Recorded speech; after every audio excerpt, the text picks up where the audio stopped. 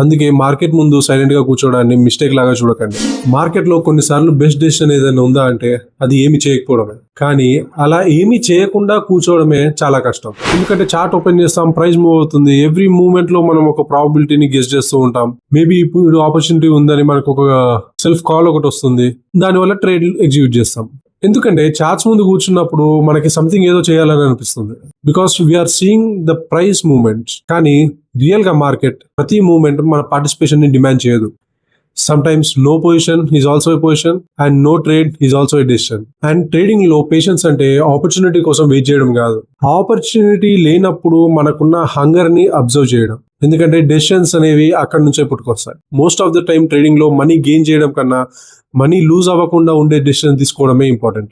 Maybe not doing anything is exactly what the market is asking you to do.